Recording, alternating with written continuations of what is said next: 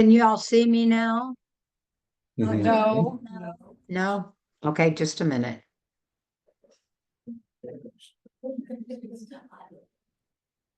Huh.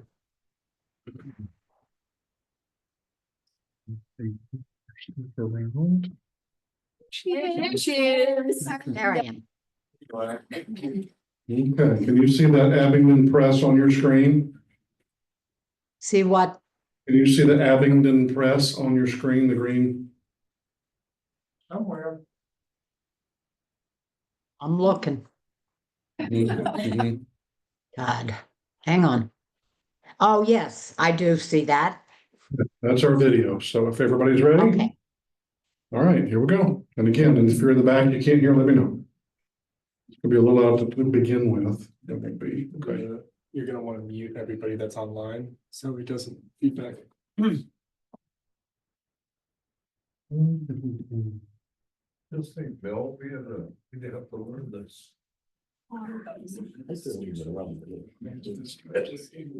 Or I can run, but you don't want to hear what I'm saying. Here we go.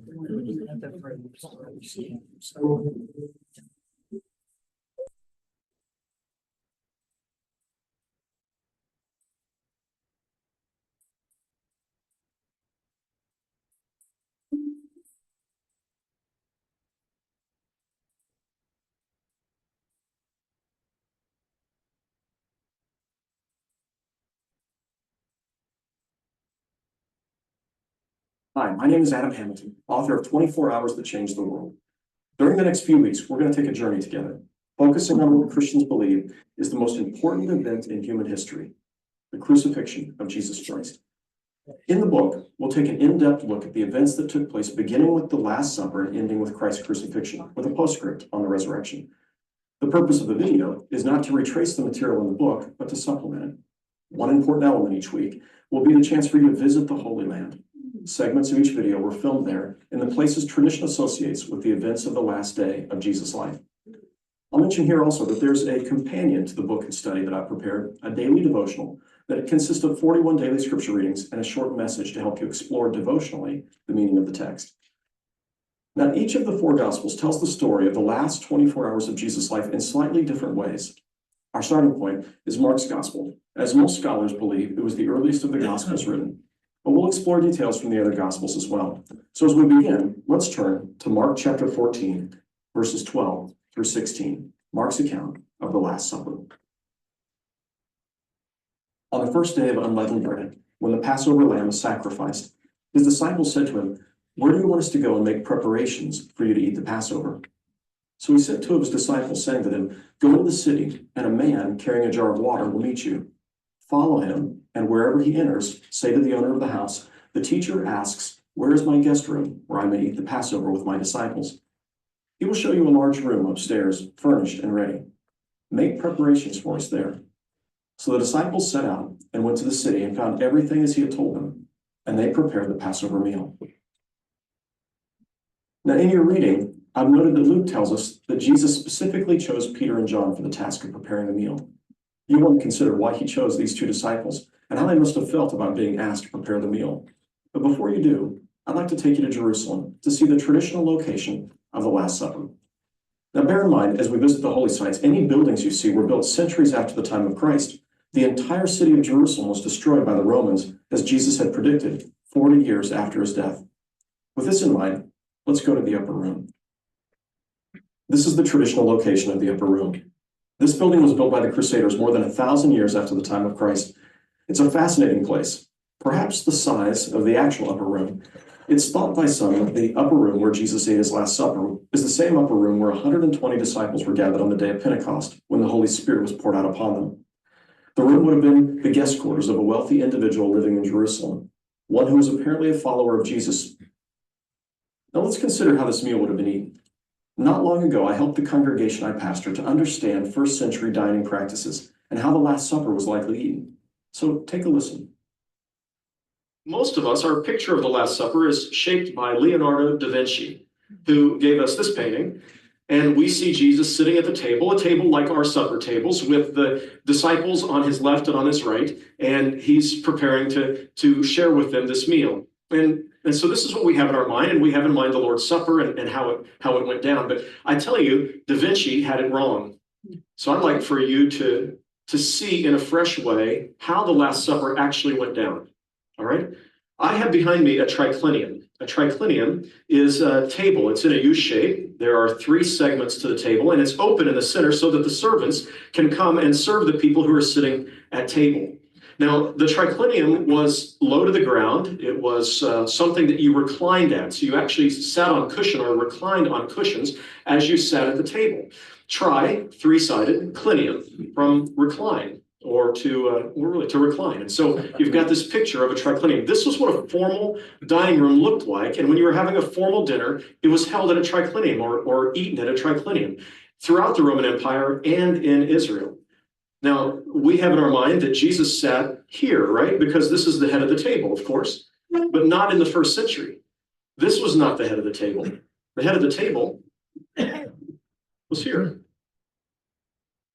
And one reclined at this table, no shoes on. The shoes were left at the door. It was impolite to eat with your shoes on.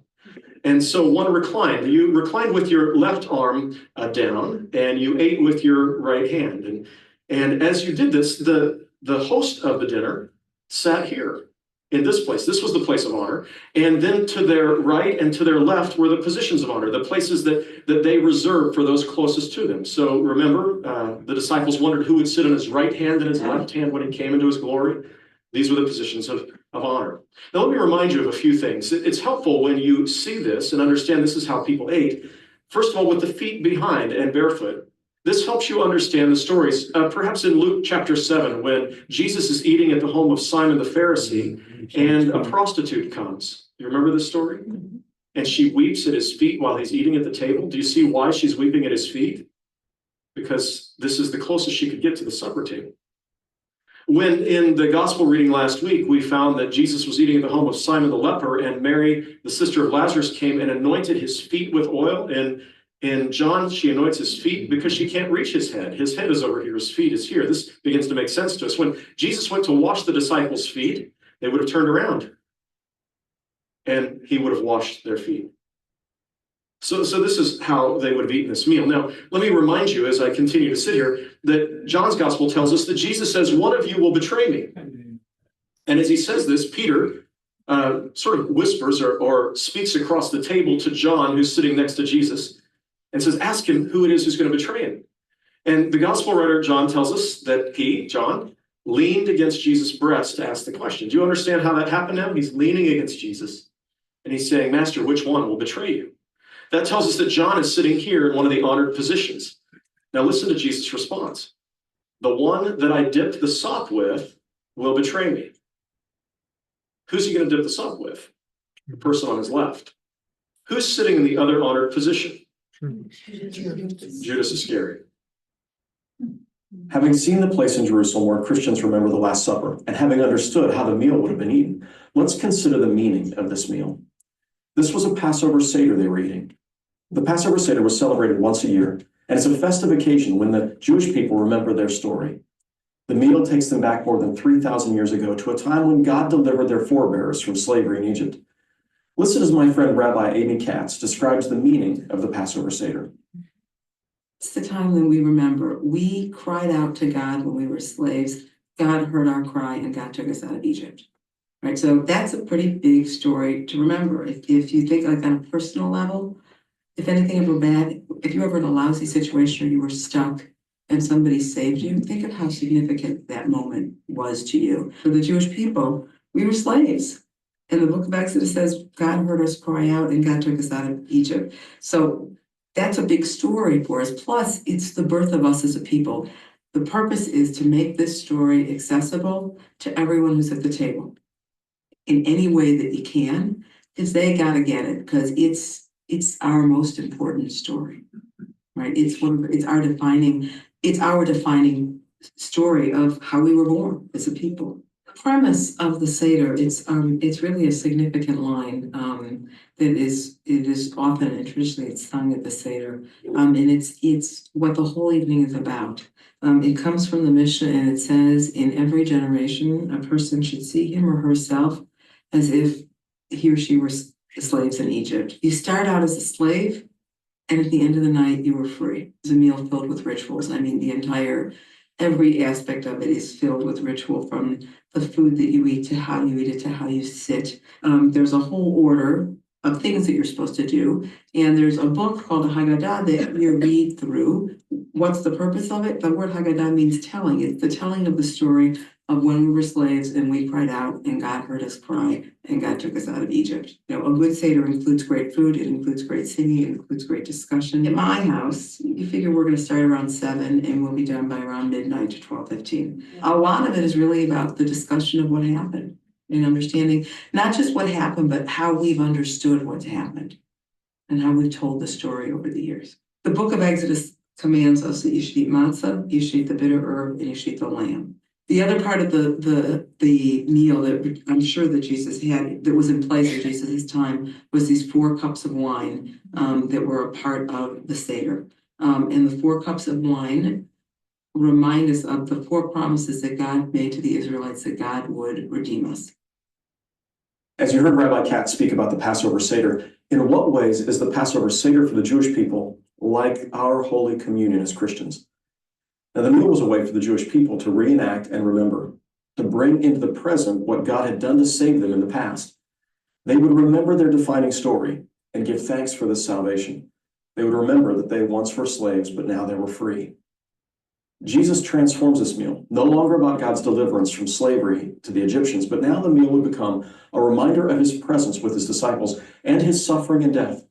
Paul calls it a sharing in or participation in his death until he returns. By means of this holy meal, we remember that we once were slaves to sin and death, but now we've been saved from sin and death and given new life.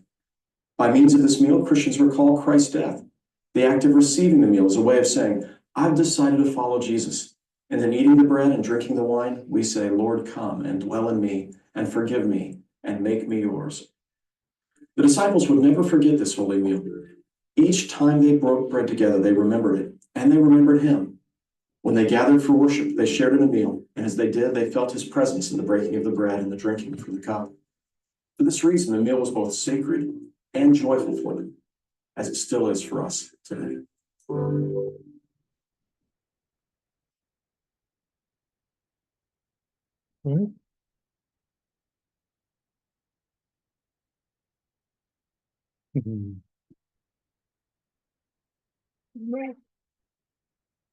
Stop it.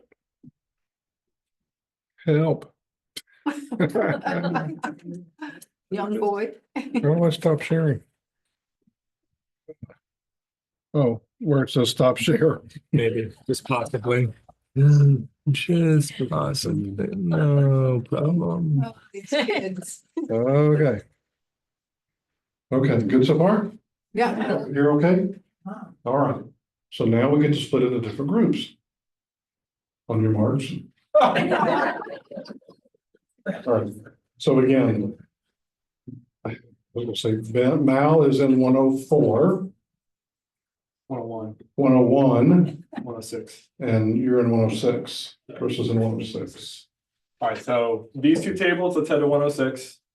We're So- seeing. Yeah, these 2 tables will stay here, and then these 2 tables will go to 100 with Mal. All right? We'll just break them into this. So these 2 tables will stay here. Those 2 tables are going first up to 106. And those 2 tables are going to 100. See, I was gonna let yourself decide, but Ben said no. No. Dictator. I learned a long time ago. Clear instructions. Okay. Well, we don't want to get. We're going to the children's home, didn't you? Oh, was it good? Yeah, I was there several years ago, and it's just totally thrown.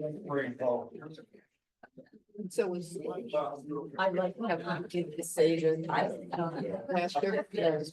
I knew that they were doing it, but I said, what is it about them? Sorry. They did last year, was it last year? Last year. Go to Eileen's. Hey, Barb. Hey, Barb, how's your thumb? Bring it back if I don't write in it or. I see it. How is it feeling? But it's not hurting Every once in a while I get a little jar, but, you know, and a little. But, Just let the healing happen. yeah, exactly. I go in next week, I think. Yeah. It's staying out. You're right. So can y'all hear okay, or do you want to come up front? Can you hear okay? Okay, all right. So, tell me, what are your initial thoughts on the video? Interesting. Yeah. What jumped out at you? What you hear? No. Believe it or not. I'll wait till you come back in. As a person who was born Jewish and raised Jewish, very reformed. There are reform, conservative, what's it? Orthodox. Orthodox. Oh, yeah. Hasidic.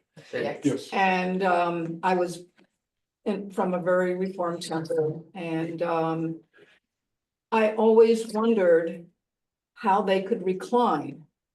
I thought that was like doing Pilates.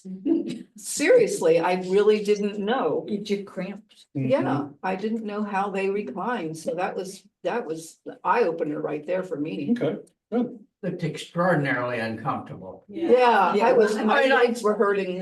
My thought. How do you get that? I can get back up. I think I'd rather do Pilates. We did it one. Yeah. What if you're older and chubby? Then we sat in the chair and reclined in the chair. What if you're left-handed? I know, I was thinking that I too. don't know. Linda, you can hear okay? I can hear fine, yes. I can hear I you. was thinking how awful it would be to eat like that because, you're kind of not even upright. Yep, Limits your diet. yep, we said the same thing, yeah. Yeah. Also the architecture. I Architecture? didn't realize how big the upper room would have been. Yeah, Me too. That was Sure, a okay, surprise. that is bigger, but I kind of thought it was the top of somebody's attic. And yeah. Do you think Yeah. that was It's that not big? very intimate, not very personal. Cause you've Right. got this big room. I was surprised by the meal. Because it's not like we would eat today. I mean, when you see the herbs and the lamb. Mhm. Dinner came after that. Oh, the dinner came after. Dinner that. comes in. Okay. Dinner comes in, they usually chicken dinner. We had a Seder here last year. Yeah, yes. We did. Yeah, we did the service part of the Seder. Right. And those. So I'll go down. Yeah, Seder goes on for 3 hours. Pastor Kelly, do you believe the room was that big? Possibly. That's huge. Remember, he said that was built about 1,000 years later by the Crusaders, so, No, I mean the room in which Jesus actually, right, the one Ate with he the disciples. showed Was might have been a little bigger, in my opinion, might have been a little bigger than I'm thinking. what was actually there. I think Jerusalem today is mostly for show. I can't imagine it was that big. Right. I mean, construction back then Right, was, I mean, all they had was rocks. right. Well, even the architecture itself, the arches, Yeah. that's not real traditional first century Judaism either. So that's more 1,000 years later. Yeah, Yeah. So like I said, some of that's from the Crusaders who built that, but as far as the Dressing it footprint up. of the room. Yeah, I still don't think it was probably quite that big, but it probably was larger than we think. yeah, Yeah, I was thinking it was an old, like. Beat down, like straw floors and, just, mm-hmm. Well, it was upstairs. Yeah. well, not straw, but I mean, like, just kind of like a beat up old house. Right. But they said it was possibly guest quarters Right. from a wealthy person's, Right. but I didn't know that before. Yeah, that's true. I didn't know that. Right, so it was probably more ornate than, the stable in which he was born. Yeah, Right. I guess maybe in May my not- mind, I'm thinking Maybe not as majestic. on that line. To have a second floor, you needed lumber. And lumber was Was just that in the? unconscionably expensive. Mm-hmm. I mean, they had to float it from somewhere up in Cedars or Lebanon or something. would that have been an event place where they would hold events? Yes, Yeah, so that's why it's that big. yes. Yes, very much could be. And Like a that's why party people hall? just had Yep. this dinner there. It would have been something that they would have rented. Mhm. If you remember in the Gospels, Jesus tells Peter and John to go prepare the upper room, and he tells them where to go. And the fact that I think that Judas is in one of the places of honor, he was the one that carried the money bag, so I imagine he What's was the probably answer? Why there. was he in a place of honor? Yeah. I imagine he was either there or soon after to help pay for the room. Right, but it was up to John and Peter to make all the preparations that we just talked about, the Seder meal and the food and make all the arrangements, et cetera, and get everything ready before everybody else showed up. Why was he in a place of honor? Jesus already knew that he was going to betray him. And why did he let him carry the money? Inquiring minds. And he knew that was the temptation. Yep, Whoops. that's an age-old question. Yep. You're There not you the go, first to give him a ask it. choice. Yeah.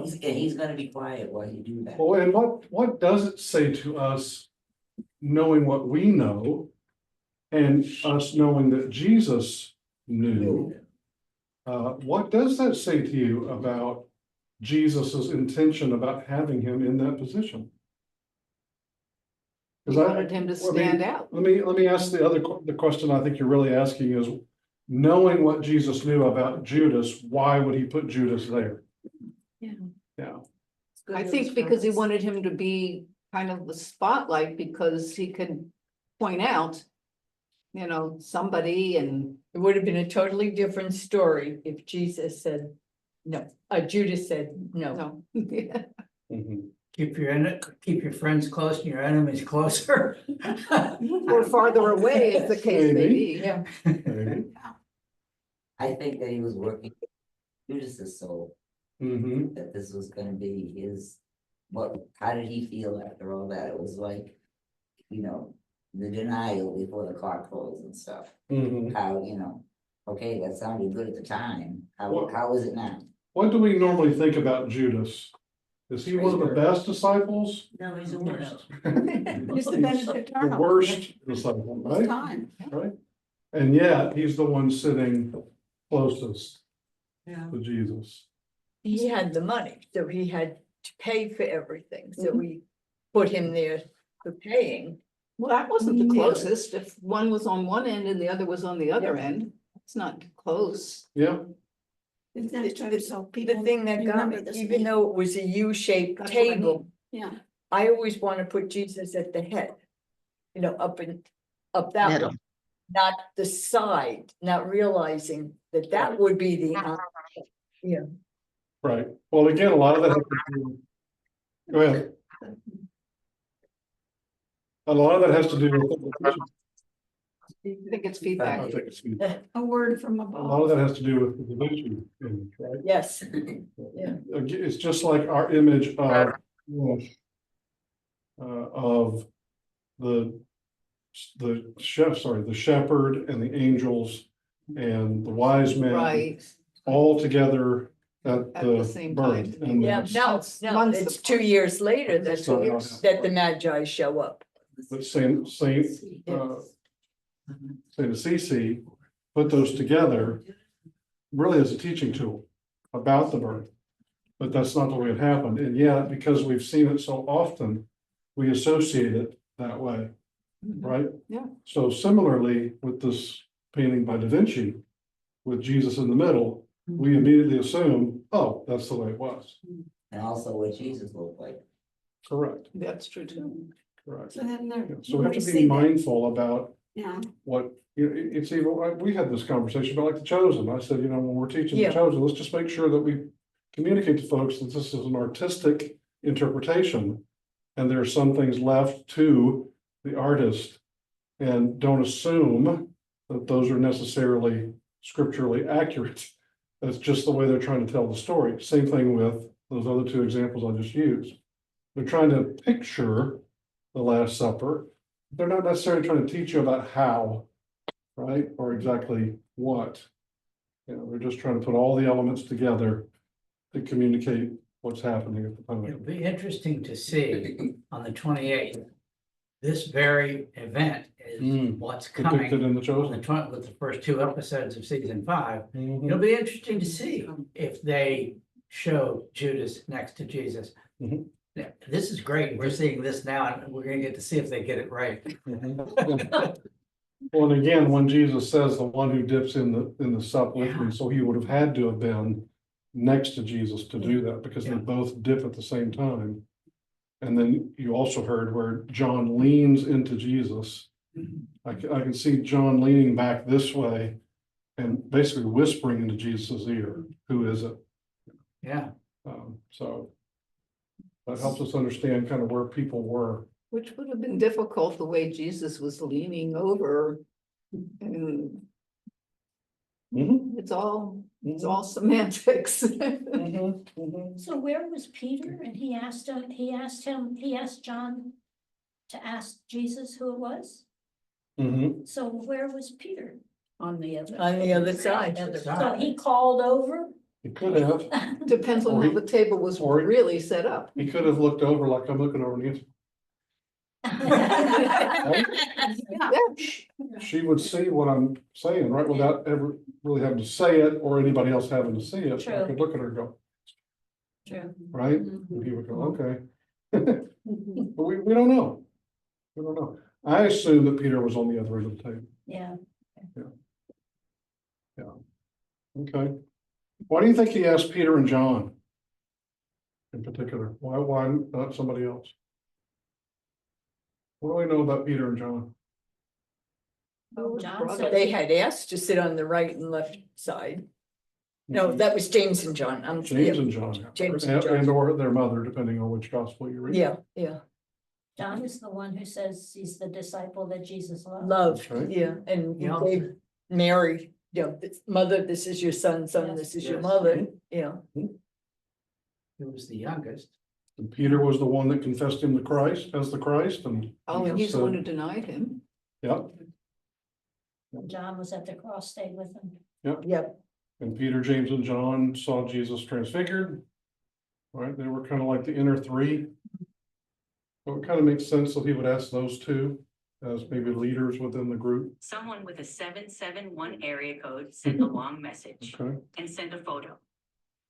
What about the comment he made about Pentecost? Did that surprise you? That Pentecost may have happened in the same location as the upper room? Well, it was easy to see how it could have happened with the size of it. Because it was so big, Yeah. that it could hold 120. Yes. I've heard that it was likely that the individual who owned that space was a follower, perhaps a secret follower, perhaps even a member of the Sanhedrin, Correct. and would have been wealthy. So maybe it was a big one. And it could have been someone like Joseph of Arimathea. That, Thinking. yeah, he was wealthy. He was part of the Sanhedrin. He was a secret follower. he gave up his tomb. Yep. It could have been Nicodemus, Well, yeah. right? Another secret follower who would have had influence and power. We don't know. Yeah, it's interesting to speculate. Yeah, but it does make sense that a group that size would be able to fit in that room. Yeah. Mhm. We talked about the triclinium, et cetera, so. One of the questions he asks here, when we're talking about Judas being seated right next to Jesus, what does that say to you about the risk of Christian discipleship? Back then, you mean. Then or now? Well, there's always a risk of being persecuted. Mm-hmm. The risk of who's sitting next to you. Mm-hmm. Kind of dangerous, knowing what he was gonna do. Mm-hmm. If you're sitting beside someone that you know is a criminal, you're gonna sit there and go, what do I do? Mm-hmm. What did Chuck say? Keep your friends close. Yeah. I have to wonder if Judas I've always wondered if Judas was simply, and the Chosen plays it this way a little bit, trying to get Jesus to quote unquote, get on with it. I know you're gonna become riding in on a big white horse. I mean, that's what everybody knows, so let's just get on with it. You know, get it done. Yeah. And he was trying to force the issue. Yeah. Didn't Uh, work, okay. You know, Ben preached last week that Peter was a zealot. And what that meant, Judas Iscariot was known as a zealot. And their mentality was that it was going to be a military king. And I, for years, have thought, I've kind of given Judas the benefit of the doubt in that regard. To say that, I think maybe, and again, this is just my own speculation, that maybe what was motivating him to betray Jesus was just that. He was trying to force Jesus' hand to make something happen, right? And then gambled Oh, but he had wrong. believed less because Jesus didn't go to a military solution. Mhm. So would that have been an issue of faith with the two of them at some point? Mhm. Could have been. Could have been. I have a question. But I think that's what motivated Judas to do that. I think that's why he went back and gave the money back and said, I betrayed innocent blood. And I think that was his realization of, I've made a really big mistake. This is what I had hoped would happen. This is the opposite of what I expected. I think that's why he was so remorseful. Good. Sorry, go ahead. What is the definition of a zealot?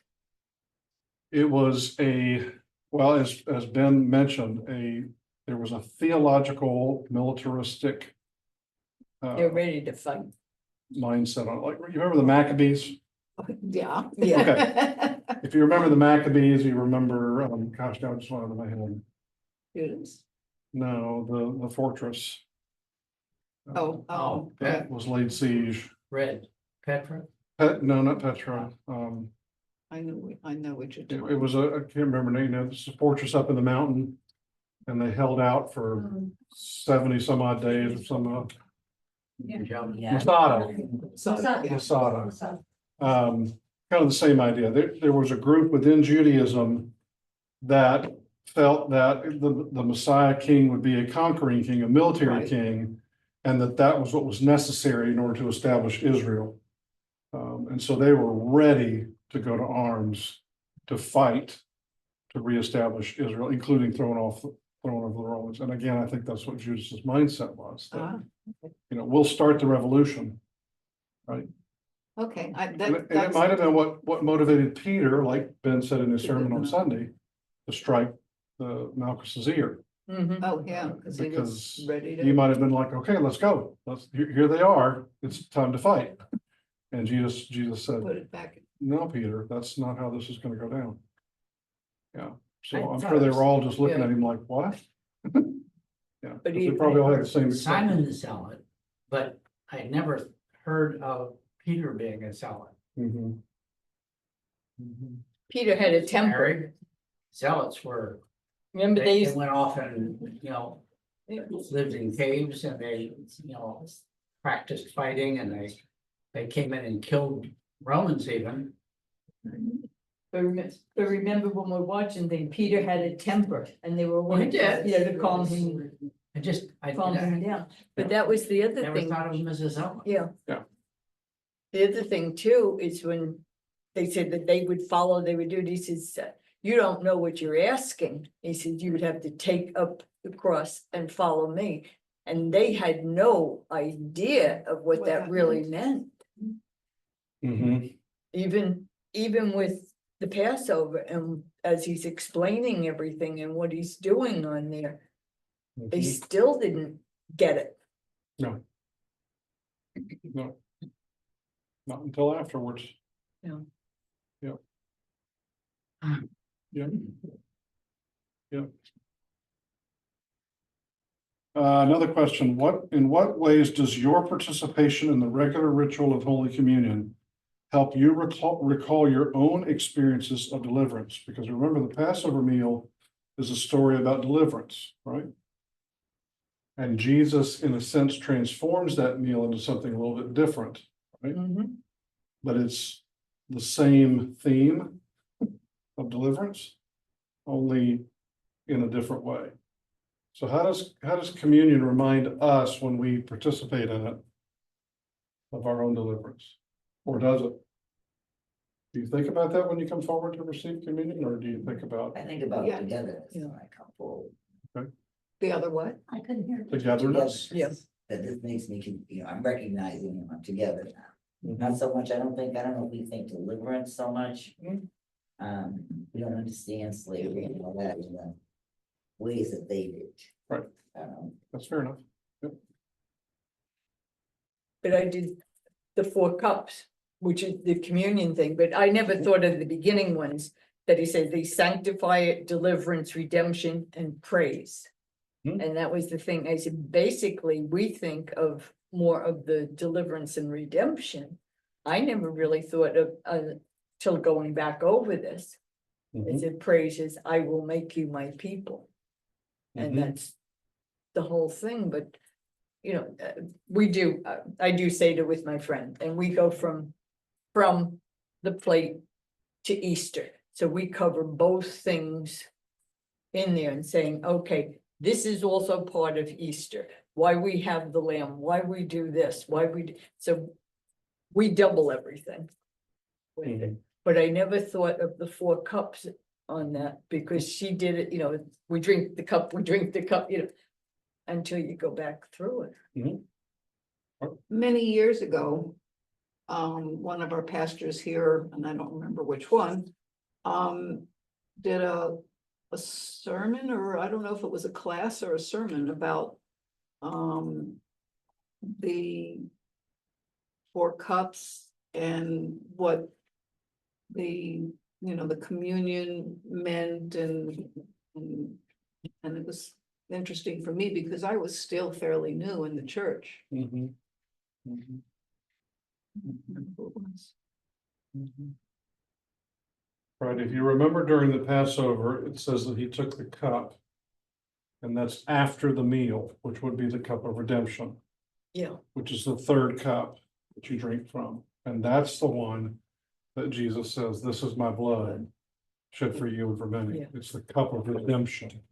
So he's interpreting, or he's inserting himself into the Passover meal by saying, it's my blood that is the blood that redeems. Right? Before that, it was the blood of the sacrifice that was done on the Day of Atonement once a year. Right, for the Jewish people. So the Jewish people would sacrifice on the Day of Atonement once a year to forgive all their sins for the year previous, right? That was the forgiveness of sins, was through the blood, right? Jesus is saying, this cup of redemption is my blood for the forgiveness of sins, right? Out for you. Right. What kind of once and for all, as we understand it, but Jesus was saying, I am your paschal lamb, I am your sacrifice, and it is by my blood that you will be redeemed, right? And then he says later, of the 4th cup, I will not drink of this until I drink of it with you anew in my kingdom. Yes. And that's the cup of praise. yes, that you will So- be my people. What he's saying is, this is not fully complete yet.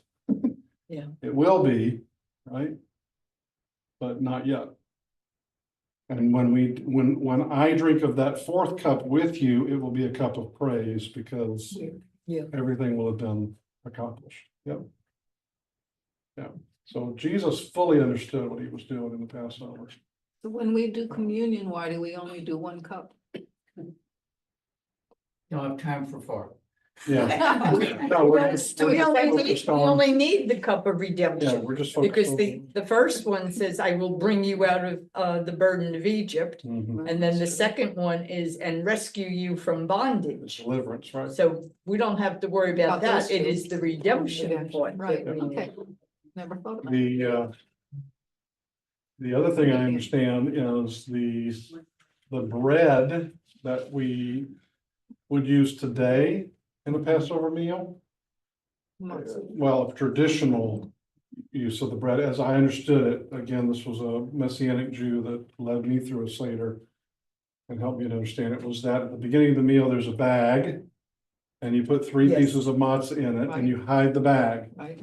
And then at a certain point in the store, in the evening, you tell the children to go find the bag. Yeah. When whoever finds it gets a little prize, a little toy or something. They take the second piece of bread out of the bag and break it. And that's what it's called, the afichomen, Yep. and it means dessert piece. But it also means the anointed one. So when you begin to see it from a Christian perspective, you see three pieces of matzah. Our understanding of the Trinity is Father, Son, and Holy Spirit. So you take the Son, right? This is my body. Broken for you. I am the anointed one who will be broken for you. That I think is what Jesus was doing with that piece of bread. He was again saying, you've been celebrating this as the promise. I'm the promise. Yeah. Wow. Yeah, the Achichomen, I am the anointed one. So they would have already known that that was going to be the ceremony and the reason why before? No. No, Jesus is now interpreting that for them at the first communion in ways that they never would have understood it before. But the children would have found that bag, or is this new now? Is this? No, I'm talking about in like in a Okay, traditional okay. Jewish Seder, no, they would not see it that way at all. But from a Christian perspective, right, we would look at that and go, well, isn't that interesting? That there's three pieces and it was hidden in a bag and it was buried somewhere, right? And later it comes back, right? And it's the broken body of Christ. That there's some symbology there for us as Jesus in the tomb and being resurrected too. But again, a Jew would not see it that way. No. So They who wouldn't have decided that. that that was the interpretation? When, Usually. That's an interpretation that's come since, right, right? So for a modern day Jew, they would not see it that way at all because they're not a follower of Christ. But a Messianic Jew, which is someone who believes Jesus to be the Messiah, with a Jewish history, would see, aha, this is what this really is a foreshadowing of. I went to a Messianic service back before, many years before I became Christian. And I found it very interesting and totally different from my Jewish upbringing.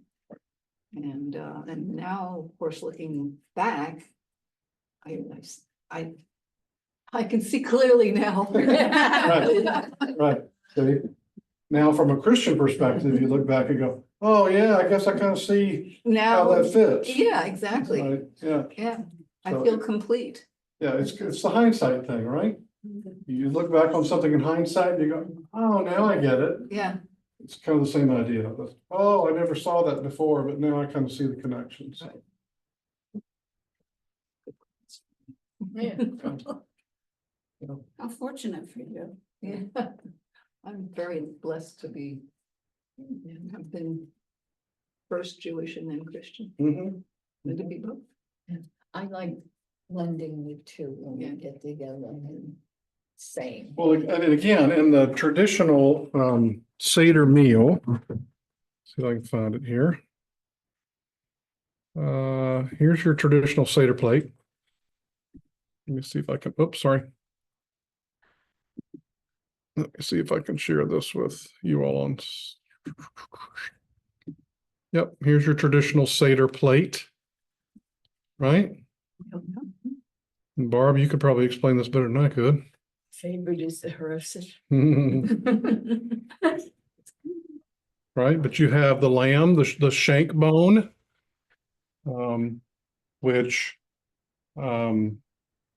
what was Sacrifice. traditional, right? That's the sacrifice. Again, this is another interpretation, so just here for what it is. My understanding is that when they would sacrifice a lamb, you remember in the Passover, they would put the blood on the doorposts and on the lintel. So the doorposts are these, and the lintel is the top, correct? Right. So when they would sacrifice a lamb, my understanding is that there was like a moat or a trench that was around the house. they would bleed the lamb into the moat, right? Then they would take a hyssop, they would dip it in the moat, right? Then they put blood, and blood. What does that look like? Trinity, Cross. the cross, Right, and the Trinity. right. So again, Yeah. Jesus is the Paschal Lamb sacrificed for sin, saves the So blood. everybody. The blood's on the sacrifices doorpost, it's the angel of death that passes over, Every- right, saves us from death. Again, this is a Christian perspective. Kind of in hindsight placed on, that was, you could say foreshadowed by God in the Old Testament, right? So again, in the very beginning of the meal, you've got the lamb, because they were told to eat lamb. They were in such a hurry to get out, they didn't have time to bake the bread. There's the matzah. Right, thus the matzah, right? They eat the egg, which is a promise, right? The new life. New life and hope, right? Yep. You've got the bitter herbs. That's the carbs. I mean, yeah, that's the parsley. Parsley. So you got the bitter herbs, which is normally dipped in salt water. Yep. And eaten that way. Tears. Remember the tears of slavery? Then, gosh, I forgot what a friend of mine called it. You can put the russet and the horseradish together on the matzah, and you, what do they call that? A Hallel sandwich. That's what they called it, a I Hallel never heard sandwich. that. No? No. Yeah, and they'd eat it all together, Yep. right? From the But mortar. this is the mortar that went between the bricks, Mhm. right? And this, again, the bitterness of slavery. All of that's spelled out in the Haggadah, the service that they go through. As they remember their slavery and their deliverance, they remember each of the aspects around this Seder plate, right? As a way of celebrating or remembering the story, right? Like Sandy said, a bigger meal, the main meal comes after, right? So this is not all you eat. Okay, here's the salt water. But that kind of gives you an idea what And we had the Setup salt looks water like. between us, so that two people, like we said, whoever dipped with me, Mhm. that's what we did. So somebody was sitting next to me. We dipped in the same cup for the salt water. Not everybody got their own. Mhm. And that's, yeah. It's also been said of the matzah. The scripture says they will look upon him whom they have pierced. Do you notice something about the matzah?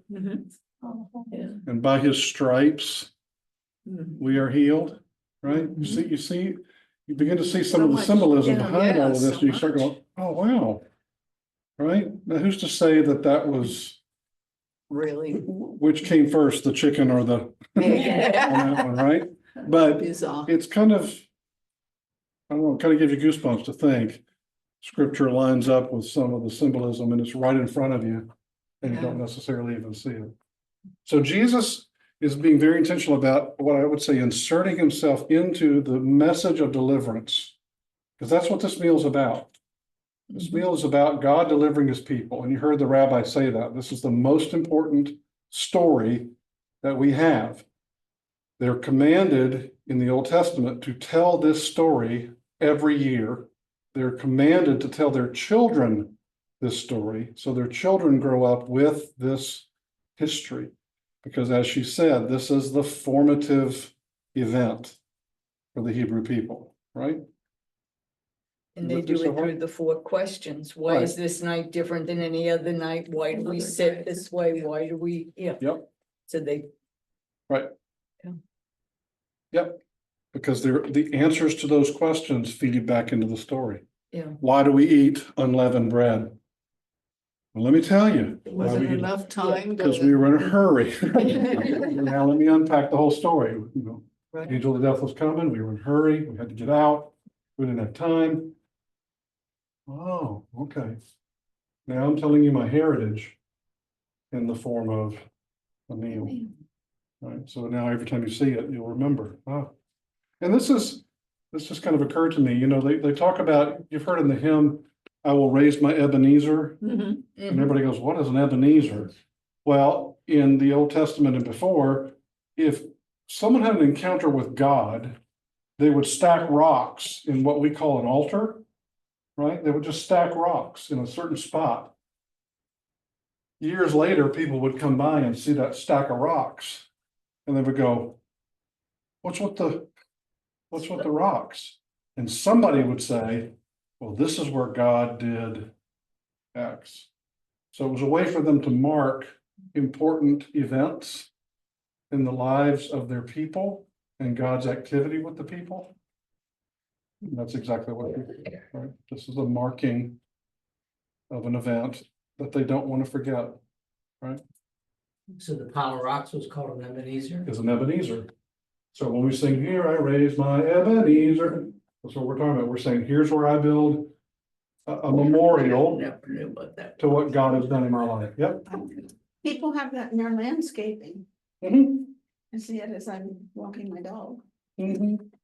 Didn't know why. Mhm. Rocks were important. They didn't have much else. That's Sand right. and rocks. Not much grew. But the important thing is to what? Remember, Remember, Oh, yeah.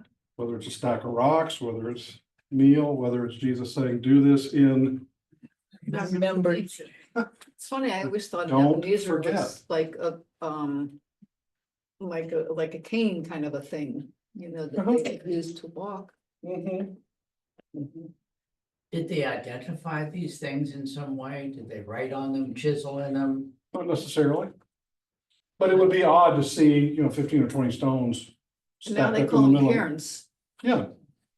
Just in the middle of nowhere. But if you just came upon them and the idea was to remember, You would hope somebody was there that remembered, so this is Pass on the folks story. who stayed in one place. pretty much, yes. Yeah. But the key is to remember, right? That's what this is all about. Remember, don't forget. Jesus said, when you do this, remember me. My uncle, who was a professor of moral theology at Duke Divinity School, talks about communion as what he called, and he's not the only one who's ever said this, so it wasn't his original idea, an eternal meal. And I think I've shared this with some of you, that when we celebrate communion, we look back to what Jesus did. So we remember, right, from 2,000 years ago. We remember in the present, right? And we also look forward in anticipation of the meal yet to come. So in our communion ritual, we talk about what God has done in the past. When our love failed, when our love failed and your love remained steadfast, you delivered us from slavery to sin and death, right? That's this, right? That's deliverance, right? Then we talk about God's presence with us here, what God's doing now. And we will continue to do this until we eat it with you Heavenly banquet. at the heavenly banquet, right? So in that sense, that's what he means by an eternal meal. It surpasses time. It points to the past, it points to the present, it anticipates the future. Right? And this does too. That's what happens at the end of the Haggadah, the Passover meal. I'm looking at Barb because I'll let Barb answer this open the question. door for Elijah. Yeah, right, Right. yeah. Yeah, Thank you, I just blanked That's on that okay. one and I knew what it was. yeah, open the door for At the Elijah. end of a Seder meal, there's an empty table. Yep. And it's left for Elijah, Mhm. because the assumption is Elijah will come and announce the coming of Messiah. Right. And at the end of the meal, someone will go over to the door and go, Yep. And they leave it see if open. Elijah will come in. Well, that's what they had asked Jesus too, whether he was Elijah Right. and doing that. But And with then the meal ends with next year. year in In Israel. Israel. You see how it points to the Yeah. completion? They're going to In other Jerusalem. words, hopefully, Yeah. in the next year, the Messiah will come. And we don't have to keep doing this, right? It will come to its fulfillment. So a lot of parallels here. What's interesting is Eileen's daughter's married out of the faith. Mhm. But when we sit down for Passover, for Seder, they recite those prayers as if they had, do them all the time. They have known them and they know what it's all about. even though now they're, Well, it's like me. Yeah. You know, I can recite. right, you did things a from the New beautiful job Testament. last year doing that. Thank you. Yeah.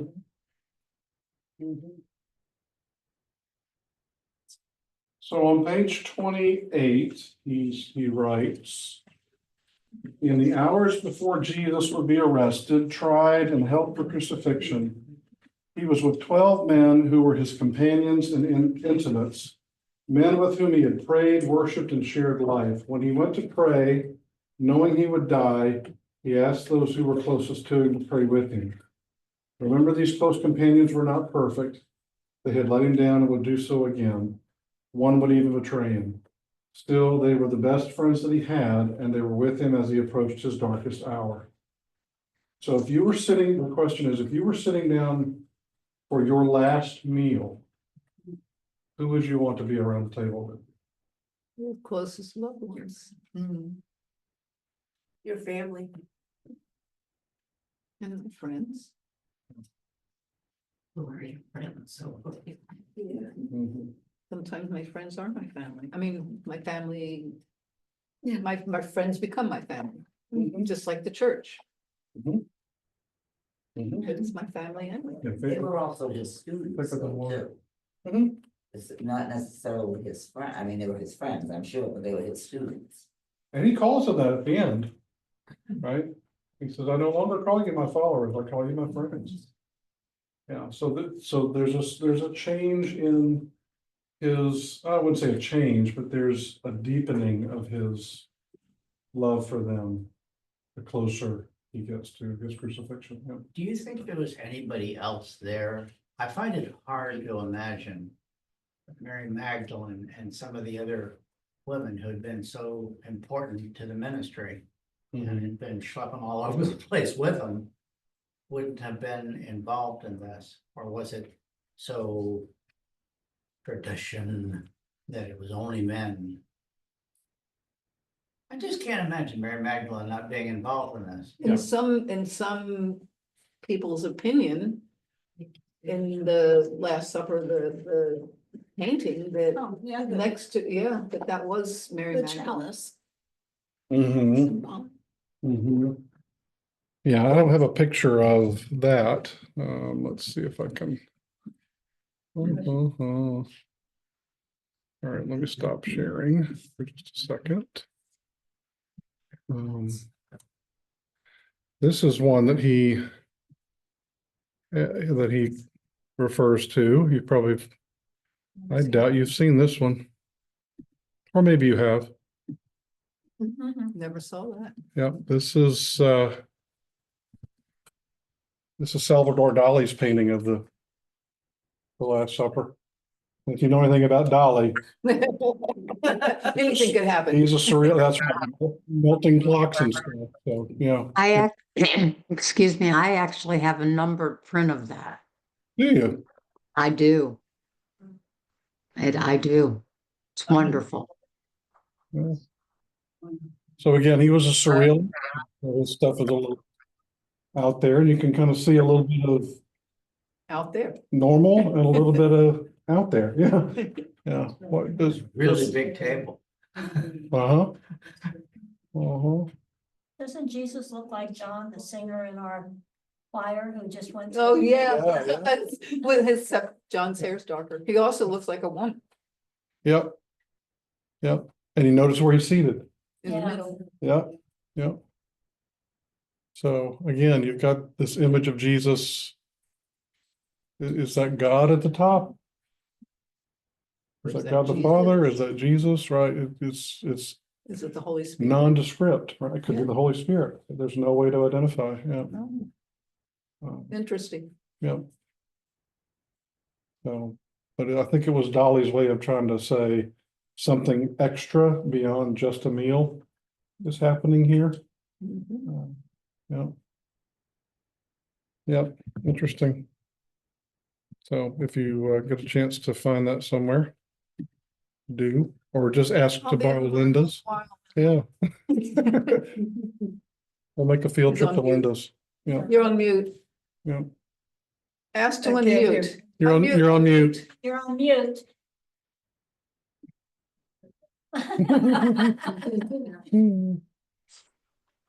Come see me before I move, then you can see this. It's really beautiful. It's big.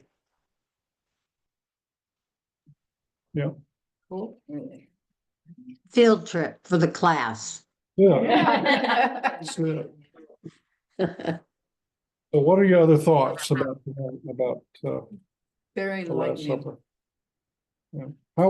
How might it change or impact communion in the future? Or will it? More thoughtful. I mean, maybe you've already had these thoughts and these are things you already think about, or People know the story, like you presented it tonight and presented in the book. But yeah, it would be more meaningful. Not that it wasn't before, but I mean, it just gives it greater depth. Wish it was Sunday. Never thought of Judas sitting right next to him. That one, that's brand new for me. Or was it Mary Magdalene? Well, and to answer your question, you know, they were sitting in that triclinium so that they would have people to serve them. Who's to say that Mary Magdalene and them weren't there to serve them? Again, we don't know because scripture doesn't specify. Right. Yeah. But it very well could have been them. Or it could have been, no, they weren't supposed to be there. Just the boys. Because they were, right, there were some traditional restrictions on things like that, so. Well, especially in the Jewish faith. Right. So. Women ate last.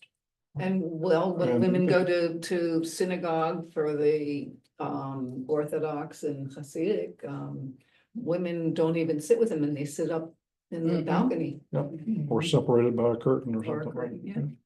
Methodist church, no.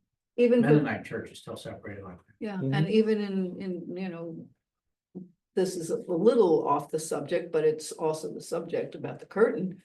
When they had their marital sex, when they, you know, the woman was behind a curtain. They couldn't see each other. Some people still do that.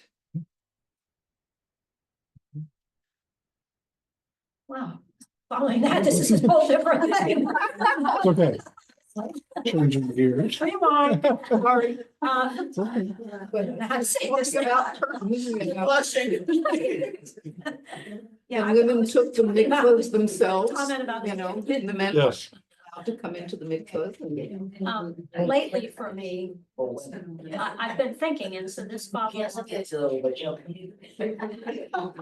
hey, no secrets. I like the fact that they changed the glass to a light bulb so that when the husband put his foot on it, it would break. Because sometimes the glass didn't break. We had the light Yeah. bulb at our, we had a Anglican priest do our wedding.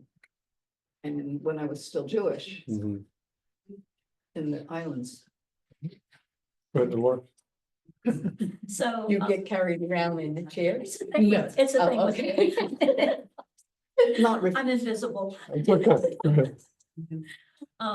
I've been thinking lately for past several communions, and it's been kind of culminating to go back and think who we were before and who we are, and not only who we are now, but who we were before, and then 5 minutes after we met Christ, you know, and this kind of brings that whole thing to culmination. To think communion of what you taught us tonight, and he taught us, and then who we were and who we are now. Which goes back to what you said, Gerald. You know, that part of communion is drawing closer. Remember Adam said that by taking communion, what we're basically saying is I've decided to follow Christ, right? And also that I believe in him. Right. You So can't, you know, yeah. it's an exercise of a decision that you've made, right, to follow, right, and to draw us closer, so. It can mean, communion, I think, can mean a lot of things to us, so there's not one way to think about it. Is that why we have open communion for anybody who decides to follow Christ can take it? Yeah, well, John Wesley argued for what he called the means of grace, which if you've ever heard the term, The ends justify the means, means being the vehicle by which you arrive at a place, right? So communion is a means of grace, meaning you can receive the grace of God through communion because that's a vehicle through which God can get a hold of you, so to speak, right? And the way it was described to me in seminary was the hymns might not make it, reach the person, the prayers might not reach the person, the scripture might not reach the person. The sermon, believe it or not, might not reach. It's saying it, but the communion could, right? So you could imagine somebody sitting through a service, prayer, doxology, sermon, they come forward, they receive communion, and they go, Oh, I get Well, it. that's the Seder meal for us when we do that. Right. And so that's why we have an open table, because why would we want to restrict someone from that experience, right? When I was going through the ordination process, they asked me the question about how do I feel in serving communion, et cetera, and I said, it's my job to administer the sacraments, not withhold them. Right? So Good it's, answer. it's my job to say here, right? And whatever happens, happens Take. between you and God. My job is to offer it. Yeah. Yeah, and not restrict it. Laura? I was a Catholic. Yes. As a young person and then joined an older person. And then joined the Protestant church. Why is communion only served once? Catholic Church is every Sunday. Okay, I wonder if that's. I well, wonder. a couple of things. The Catholic Church, depending on the Catholic Church, if you're not a member of the Catholic Church, or you're not a member of that church, You can't take. you can't receive. I went to a Mormon church because a friend of mine became Mormon. They passed the thing. I took it. Gave me the elbow. I looked at Kenny and said, what? He says, you are not a Mormon. You can't. Well, it's a little late now. I don't know. Should have warned me. But so some denominations restrict it because they want to make sure that you know what you're doing. So if I'm a Catholic priest and you're not in my parish, I don't know whether you're a follower of Christ or not, so I'm not going to give you communion until I know that. You have to And the be only way I can know validated that, first. only way I can know that is if I know you, right? Yeah, that used to be. Yeah, some of that's part Now of they it. have a You have to general. do this before. Before you had to go Saturday afternoon. The reason that we do it once a month is, again, it's more history than it is what I would call a holiday. You didn't like their class? It's a different thing. You can hear it again. Talking about why we have communion once a month. Watch it tomorrow. John Wesley said you should have communion every time you get together. So what does that tell you about the importance that communion had for John Wesley? He was very, what we would call high church, meaning it's important to do this. If it's a means of grace, right, like we just described, then you probably ought to offer it as often as possible, right? So you'd say, well, then why don't we? Good question. Here's the answer. It has to do with our practice more than our theology. When the Methodist Church started in America, or the Anglican Church started in America, there were too few pastors to serve the churches that were popping up. So churches were being established and they were being led by lay leaders, which they still are to this day, right? In the absence of the clergy, so your lay leader would preach 3-4 Sundays a month, right, depending, because the clergy was on what they called a circuit. Right. For circuit riding. So a clergy, let's say, would have 4 churches that they were responsible for, right? And they would ride to this church on the first Sunday, and this church on the second Sunday, and this church on the third Sunday, and this third church on the fourth, and then they'd start all over again. And they'd keep riding the circuit, right? How often is the pastor at your church? Once. Who's ordained to bring communion? Yeah. How often is he there? Yeah, once a month. There you go. Huh, interesting. Isn't that silly? But that's why. That's how it was. That's why. Yeah. Thank you. That's why, yeah. I've considered offering communion at the 8 o'clock service every Sunday. That's what my We- sister's we church talked about it a does. little The 8 o'clock at hers, they do it every Sunday. Yeah, But I the wanna make 11 sure- o'clock, it's once a month. Yeah, and I just want to make sure that's okay with that group, but then that would be, well, okay, if we're gonna have communion every Sunday, I might come at 8 o'clock because I want communion every Sunday. But I'm gonna be It's honest, there. I have to come at 8 o'clock. Yes, I can't yes, sing that early. that's a very good question. Yeah. Go ahead. Education. Have a friend in high school who I give it was to Catholic. myself when, you know. And for reasons I'll never quite understand, he asked me to be his best man when we got married. We were good friends, but anyway. When we had the service. Communion was associated with that, and so the priest went down the line giving communion. I didn't know anything about, it. So I took it. And afterwards he said, oh, you know, that was a cardinal sin. You shouldn't have done that. No. Now's a good time to tell me. Same We situation. took communion at our wedding, but it was just Jeff and I. Yep. Yep, Mary Beth did the same Yeah, thing. we did, Just Christianity. that was our first time as husband and wife to take communion. Yep, My brother-in-law, who's Methodist, is married to a woman who's Catholic, and they go to a Catholic church, Mhm. and he takes communion every Sunday. Depends on the church, Yeah, and the priest. right? The priest might be like, okay, I'm fine with that. Yeah. Or I know you're married, or You they know, might make exception. you're here every week, you must be. Yep. You kind of a good person. We kind of discussed that in our group about going to a Catholic church. And they would say, well, how do you know that they're not Catholic? And one of the comments was that you go up like this in the Catholic church to receive. But they said, if you're not, you go like this, and then the priest knows that he's just gonna bless you.